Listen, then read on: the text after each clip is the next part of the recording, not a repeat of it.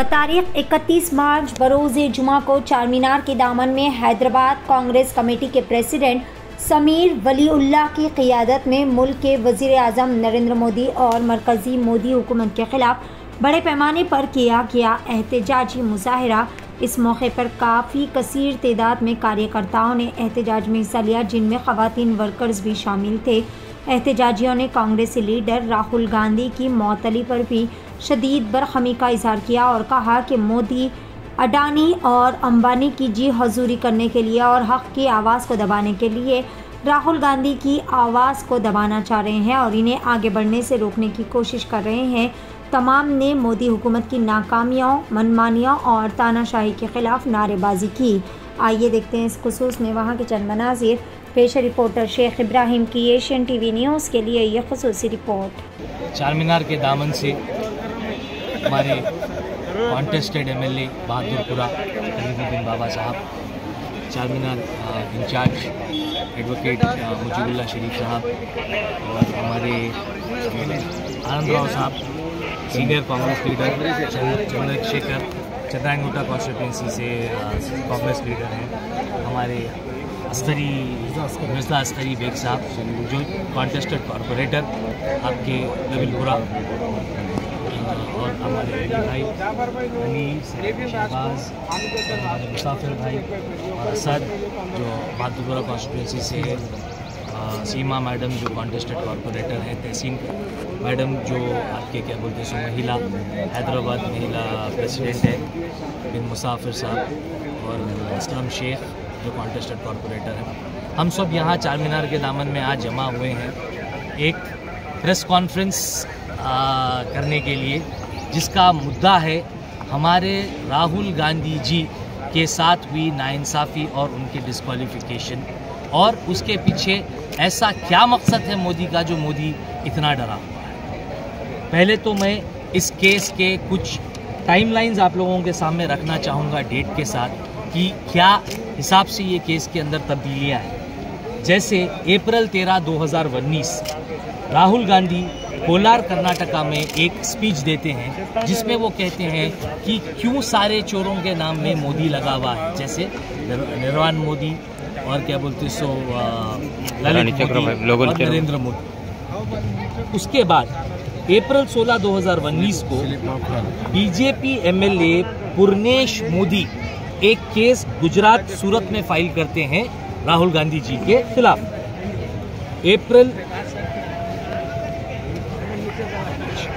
अप्रैल 7, 2022 को गुजरात केस के ऊपर में जो केस फाइल हुआ था उस पे पूर्णेश मोदी खुद अपने ही फाइल किए हुए केस के ऊपर stay order HC high court Gujarat से क्लेम करते हैं और हाई कोर्ट उनको स्टे ऑर्डर दे भी देता है। फरवरी 7, 2023 में राहुल गांधी फिर एक स्पीच में अपनी मोदी से सवाल उनके और अदानी के रिश्ते के ऊपर करते हैं, जिसमें वो पूछते हैं कि 20,000 करोड़ रुपए जो शेल कंपनीज के अंदर अदानी का इनके शेल कंपनीज में इन्वेस्टमेंट आया, आखिर ये किसका है और इसमें मोदी अदानी को क्यों बचा रहे हैं। उसके फौरन बाद फरवरी 16, 2023 को कंप्लेनेंट पूर्णेश मोदी वापस एचसी को जाते हैं और अपना स्टे ऑर्डर विड्रॉ करते हैं। फौरन आप देख सकते हैं कि फरवरी 16 को, जहां फरवरी 7 तारीख 2023 को राहुल गांधी जी की स्पीच के बाद फरवरी 16 यानी कि 9 दिन में ही इमीडिएटली जाके पूर्णेश मोदी साहब अपना कंप्लेन और एचसी से स्टे ऑर्डर विड्रॉ करते हैं। उसके बाद फरवरी 27, 2023 से इस केस की ट्रायल और हियरिंग चालू हुई। मार्च 23, 2023 को ट्रायल कोर्ट राहुल गांधी को एक कन्विक्शन देता है, 2 साल का फुल पावर कन्विक्शन, जो आज तक ऐसा देखने में नहीं मिला, क्योंकि एक इलेक्टेड रिप्रेजेंटेटिव के साथ ऐसा तो आज तक नहीं हुआ। मगर गुजरात कोर्ट एक राहुल गांधी जी के साथ एक नाइंसाफ़ी करते हुए उनको एक ऐसा जजमेंट 2 साल की सज़ा सुना देती है। मार्च 24, 2023 को लोकसभा सेक्रेटरीट राहुल गांधी जी को इमीडिएटली डिस्क्वालीफाई करता है अपने पद से और उनका घर भी खाली करने के लिए इमीडिएट उनको नोटिस इशू किया जाए। तो ये एक्चुअली राहुल गांधी जी तो बस एक टारगेट है। मोदी का असल मकसद है कि अदानी को बचाना। आज मोदी की जो कुछ भी बौखलाहट है, ये राहुल गांधी जी को परेशान करना या राहुल गांधी जी को जेल में डालना, उससे ज्यादा मोदी का मकसद है अदानी को बचाना। अब हम ये जानना चाहते हैं कि आखिर ये मोदी के लिए अदानी को बचाने की इतनी क्या अहमियत है और इतनी क्या मोदी को जरूरत पड़ी हुई है कि मोदी जो है अदानी को बचाने के लिए इतना परेशान है। तो मेरे भाइयों, आज राहुल गांधी एक ही ऐसे लीडर हैं पूरे हिंदुस्तान में जो ED, CBI, false cases, UPA cases से बिना डरे मोदी से एक ऐसा सवाल पूछे कि 20,000 करोड़ रुपए जो अदानी के शेल कंपनीज में इन्वेस्टमेंट आया वो कहां से आया। हमारा लीडर राहुल गांधी जो एक निडर लीडर है, उसके इस सवाल पूछने से आज उसके ऊपर ये सजा मिल रही है। पहले ज़माने में आप लोग देखे होंगे, पहले ज़माने में महात्मा गांधी जी, पंडित जवाहरलाल नेहरू, सुभाष चंद्र बोस, सरदार पटेल, मौलाना आज़ाद और दीगर दूसरे कांग्रेस के लीडर्स जब अपनी आवाज़ उठाते थे तो ब्रिटिश हुकूमत उनको सज़ा देती थी। आज उसी का एक दूसरा आपको क्या बोलते हैं एग्जाम्पल देखने को मिल रहा कि आज राहुल गांधी जी अपनी आवाज़ उठाए तो उसके ऊपर अचानक मोदी जी उसके ऊपर उनको सज़ा दे रहे हैं। मतलब वापस से हमारा क्या वो गुलामी का दौर आ गया बीजेपी की हुकूमत में। क्या वापस से हम आज बीजेपी की हुकूमत में हम ऐसा महसूस करना कि हम आज फिर वापस गोरों की हुकूमत के अंदर आ गए। आज क्या फिर वही दौर वापस क्या बोलते सो चलना शुरू हो गया कि जो बीजेपी की हुकूमत जिस अंदाज में जारी, क्या आज वही डिक्टेटरशिप की हुकूमत में जारी? आज क्या फिर वही डेमोक्रेसी का मर्डर, डेमोक्रेसी को खत्म कर दे रहे? क्या आज हिंदुस्तान में डेमोक्रेसी बाकी नहीं है? क्या आज इंसान बात नहीं कर सकता, इंसान सवाल नहीं कर सकता? क्या आज सवाल करने के ऊपर उसको सजा दी जाएंगी? तो आज राहुल गांधी जी एक लीडर है और राहुल गांधी जी ये भारत जोड़ो यात्रा में जिस तरह राहुल गांधी गरीबों के घरों तक, आवाम की तकलीफों तक पहुंचे, आवाम के पास घर घर पहुंच के उनको ये देखने को मिला कि आवाम में क्या तकलीफ है, क्या परेशानी है और क्या बोलते हैं वो लोगों की तकलीफ को समझ सके, इससे मोदी की रातों की नींद उड़ गई। आज मोदी बौखलाया हुआ है, मोदी परेशान है कि राहुल गांधी अगर इसी रफ्तार से चलता रहा तो हो सकता है कि आने वाले 2024 के इलेक्शन में Rahul Gandhi prime minister of India बन जाएंगे। उसी डर से, उसी बौखलाहट से आज मोदी परेशान है और राहुल गांधी को परेशान करने के लिए, राहुल गांधी को डिफेम करने के लिए, राहुल गांधी को हैरास करने के लिए आज ये डिस्क्वालिफिकेशन किया गया, ये सज़ा दी गई और इसका मकसद कुछ नहीं, राहुल गांधी को बदनाम करना है। हम सारे कांग्रेस पार्टी के लीडर्स, हम सारे कांग्रेस पार्टी के कार्यकर्ता आज हमारे लीडर राहुल गांधी के साथ खड़े हैं और आने वाले दौर में भी राहुल गांधी के साथ खड़े रहेंगे। हम मिलके हिंदुस्तान में लड़ेंगे, हम मिलके ये मोदी हुकूमत के अगेंस्ट में लड़ेंगे, हम मिलके नाइंसाफी के अगेंस्ट में लड़ेंगे और हम हमारे राहुल गांधी को प्राइम मिनिस्टर बनाएंगे। लोगों की तकलीफ देखने वाला एक ही इंसान है, वो है राहुल गांधी। जय कांग्रेस। और देश को एकजुट होकर चलने की जरूरत है। आज सभी जाति, भाषा के नाम पर, मजहबों के नाम पर लड़वा करके जो तमाशा आम कर रहे हैं और अपनी रोटियां सेक रहे हैं और ये गुजराती भाई, गुजराती बंधु अपने ही भाइयों को राशन पानी उनके घर में सालों तक उनके बच्चों के 100 पीढ़ियों तक का जमा कर रहे। आप लोगों का हक मार करके, आपकी जेब से पैसे निकाल करके। मैं आप लोगों को याद दिलाता हूं कि 2014 में अगर सिलेंडर के ऊपर अगर 5 रुपये अगर बढ़ जाते थे 2012, 2013, 2014 में, तो सारी बीजेपी रोड के ऊपर आके आतंक मचाती थी। और आज सिलेंडर का दाम 1200 के करीब पहुंच गया, 1250 रुपये हो गया, लेकिन किसी की जबान नहीं खुलती। आज देश को एक अंधेरी खाई में ढकेलने वाली ये बीजेपी सरकार और एक तानाशाही कर रही है, और तानाशाही इसलिए कर रही है कि वो अपने बंधुओं को बचा सके और अपने बंधुओं की जेब गर्म कर सके। इतनी गुलामी, इतनी दलाली तो सावरकर ने भी अंग्रेजों की नहीं की थी, जिस तरह से मोदी जी ने आज अडानी और अंबानी की गुलामी कर रहे हैं। आज देश का नौजवान उनसे पूछता है कि हमारा रोजगार कहाँ है, तो ये कहते हैं कि पकोड़े बनाओ बोलने वाली सरकार आज उन लोगों को एक प्राइवेटाइजेशन जो हिंदुस्तान को करके और जो उद्योगपतियों का साथ दे रही है और गरीबों के जेब काट रही है। आज ये हमारे मुल्क में एक ऐसी स्थिति आ गई कि आज हमको राशन के ऊपर भी GST देना पड़ा। तो इसके लिए हमको आवाज़ लगाने की ज़रूरत होगी और इसके लिए हमको आगे बढ़कर आगे हर कदम को चलाने की ज़रूरत होगी। हमको मजहबों से निकल के बात करने की ज़रूरत होगी। आज देश जगह जगह हर भाषा के नाम पर पता नहीं क्या क्या फैला रहा। अगर कांग्रेस पार्टी पूछती है कि तुम एजुकेशन के ऊपर क्या कर रहे हो, तो वो कहती है युवाओं को कि युवाओं को जो है मजहबी भाषा पढ़ा रही है।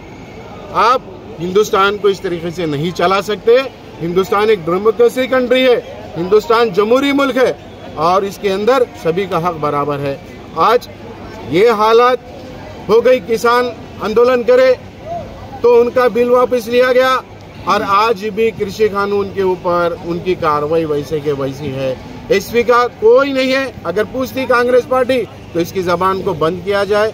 तो आज उसी का एक परिणाम है कि राहुल गांधी जी ने जो भारत जोड़ो यात्रा निकाली थी वो 3500 किलोमीटर कन्याकुमारी से कश्मीर तक चलने के बाद में बीजेपी को हैबत हुई। हैबत होने के बाद वो एक मामूली आदमी के पिटीशन के ऊपर और गुजरात कोर्ट ये जजमेंट देता है कि उनको 2 साल की सजा है। तो मैं समझता हूँ कि और आने वाले जितने केस हम लोगों ने फाइल किए और वो केस का भी अगर इसी तरीके से रिजल्ट आएगा तो कम से कम मोदी अमित शाह को 20-20 साल की सजा होगी। और अगर इसी तरीके से अगर ये कहा लगा है तो कांग्रेस पार्टी का हर कार्यकर्ता जेल जाने के लिए तैयार है। कांग्रेस पार्टी का हर कार्यकर्ता हर चीज से लड़ने के लिए तैयार है। हम देश वो झूठे बातों की तरह नहीं है कि हम देश टूटने नहीं देंगे, देश बिकने नहीं देंगे। देश को बेच दिया, कांग्रेस ने एसेट्स बनाई और बीजेपी ने एसेट्स बेच दी और वही बेचा जो 56 इंच के सीने वाले ने कहा था कि देश नहीं बिकने दूंगा और देश को खुद बेच दिया और 2 आदमी के बीच में बेच दिया, अडानी और अंबानी के बीच में। तो कांग्रेस पार्टी यही कहती है कि आपका रिश्ता बताओ कि आपका अडानी से क्या रिश्ता है, अंबानी से क्या रिश्ता है। तो इसे सस्पेंड किया जाता, पार्लियामेंट में आवाज़ नहीं उठा सके इसके लिए पार्लियामेंट के बाहर किया जाता। और कांग्रेस पार्टी के कार्यकर्ता अगर कहीं बोलते हैं तो इनको बोल रहे हैं, इनकी जबानों को बंद कर दो, ये कहा जाता। तो आज देश को जुड़ने की ज़रूरत है। देश के सभी युवाओं से मेरी रिक्वेस्ट है, गुजारिश है कि मैं ये कहता हूँ आपको कि आपका एक एक कदम आपके अपने लिए होगा। आप एकजुट होकर के चलिए। जय हिंद, जय कांग्रेस। यहाँ पे जनाब समीर वलीउल्लाह साहब के ज़ेरे निगरानी में प्रेस कॉन्फ्रेंस के लिए जमा हुए हैं। आप लोगों को सबको मालूम है कि ये प्रेस कॉन्फ्रेंस जनाब राहुल गांधी साहब के लिए की जा रही है। आप लोगों ने पिछले दिनों देखा है सदन की जैसे ही कार्रवाई स्टार्ट होती थी अपोजिशन ये कहता था कि राहुल गांधी माफ़ी मांगो, राहुल गांधी माफ़ी मांगो। माफ़ी किस बात की मांगी जाए? नरेंद्र मोदी और बीजेपी गवर्नमेंट से मेरा डिमांड है माफ़ी तुम मांगो। 15 लाख रुपए आएंगे उसके लिए माफ़ी तुम मांगो। लोगों से झूठे वादे किए उसके लिए माफ़ी तुम मांगो और किसान बंधुओं से धोखा किया उसके लिए माफ़ी तुम मांगो। हम माफ़ी नहीं मांगने वाले। तुम उस नेता से माफ़ी मांगने के लिए कह रहे हो जो अपने खानदान के खून से इस देश को सींचा है। उस परिवार के चश्मो चिराग से तुम कह रहे हो कि माफ़ी मांगो। नहीं, ये हो नहीं सकता। ये राहुल गांधी है, सावरकर नहीं है जो माफ़ी मांगेगा। इसीलिए यहाँ पे हम लोग ये एहतजाज के लिए जमा हुए हैं। आप लोगों को आगे आने की जरूरत है। यहाँ पे जितने मेरे भाई कांग्रेस के जमा हैं उन सब की मैं तहे दिल से शुक्रगुजार हूँ कि आप लोग समझते हैं कि आखिर ये प्रेस कॉन्फ्रेंस किस बात की जा रही है। हमें तो समझ आ रहा है लेकिन आप लोगों को भी जागने की जरूरत है कि इस देश में सेकुलरिज्म को खत्म किया जा रहा है। हक की आवाज उठाने पे उस आवाज को दबाया और कुचला जा रहा है। आज राहुल गांधी के साथ ये आलम है तो सोचिए एक आम नागरिक के साथ क्या होगा। आज यहाँ पे पुलिस भी बेबस है कि हुकूमत के इशारों पे काम कर रही है, वो भी अपनी ड्यूटी देख रही है। हमको भी अपनी ड्यूटी समझना पड़ेगा, हमको भी अपनी नागरिकता बचानी पड़ेगी। एनआरसी से के तौर पे जो लाया गया उससे बच के निकलना पड़ेगा और सेकुलरिज्म को जो खत्म किया जा रहा है उससे जो है ना सामना करना पड़ेगा।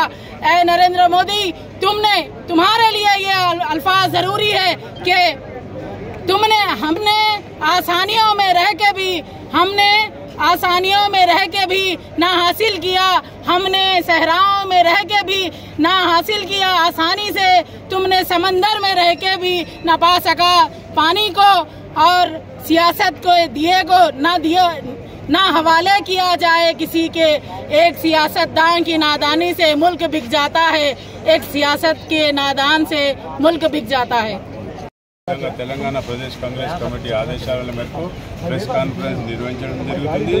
మా ప్రియతమ నాయకుడు శ్రీ రాహుల్ గాంధీ గారు వాయనాడ్ ఎంపీ, కేరళ నుంచి ఎంపీగా ఉన్నాడు.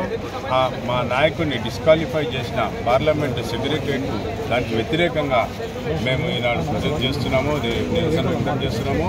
అదేవిధంగా నరేంద్ర మోదీ और అమిత్ షా బీజేపీ ప్రభుత్వము గాంధీ ఫ్యామిలీని టార్గెట్ చేసి వాళ్ళని రాజకీయంగా అనగదొక్కే ప్రయత్నం చేస్తున్నారు. వాళ్ళకు త్వరలోనే బుద్ధి చెప్తాము.